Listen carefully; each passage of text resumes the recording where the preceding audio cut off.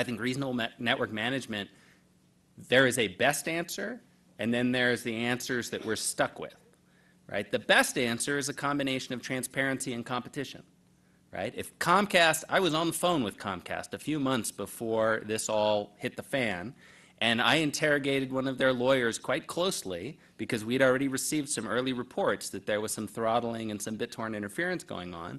And he flatly denied to me that Comcast was doing any kind of interference with BitTorrent whatsoever.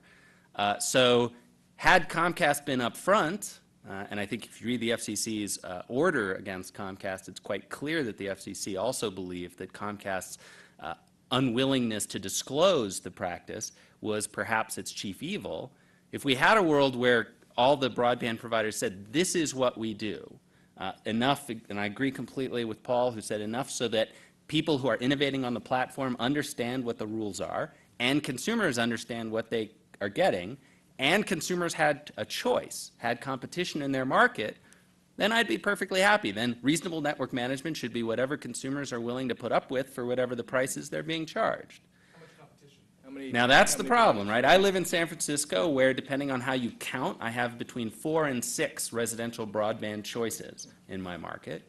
That is not the norm for most of the country. If you are facing 1 or maybe 2, I'm not sure transparency plus competition is going to be enough. And that's where you start asking, well, what is the least worst alternative to transparency plus competition?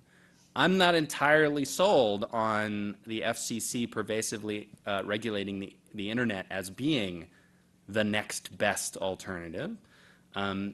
We'll see. Obviously, the FCC, Chairman Janikowski, is going to do the rulemaking. That seems to be, despite the efforts of some members of Congress to stall on that, I am not hearing that that's going to be stalled.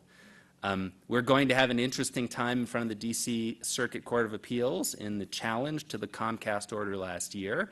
Comcast, as well as several other groups, have said the FCC has no jurisdiction to be doing this kind of regulation on the internet, absent congressional authority. If the D.C. Circuit agrees with that, then I think sometime next year we could have a big, fat reboot of this entire policy discussion, because then the FCC will be stymied unless they can get Congress to give them something. And that turns into, I think, a very new, fresh fight. If it goes back to the Hill, Janikowski no longer gets to run that show without input. So I think we're going to have an interesting, open, it'll be hard to predict whether we get net neutrality regulation from the FCC and what it looks like. I do worry, though, and here I'll echo Fernando, the problem with regulation is you're always asking yourself, what do I want the thing regulated to look like down the road? I agree completely with that. The problem with that is when you're talking about the internet, we have no idea what we ought to want the internet to look like down the road. Right? If you had asked somebody in 1998 what you wanted the internet to be, they probably would have missed Google, eBay, Amazon, YouTube. They certainly would have missed Napster. They certainly would have missed iTunes. They certainly would have missed Hulu. Maybe not Hulu. The notion of the DMCA was that somehow we'd get the internet to look like television, and maybe Hulu's trying to deliver that.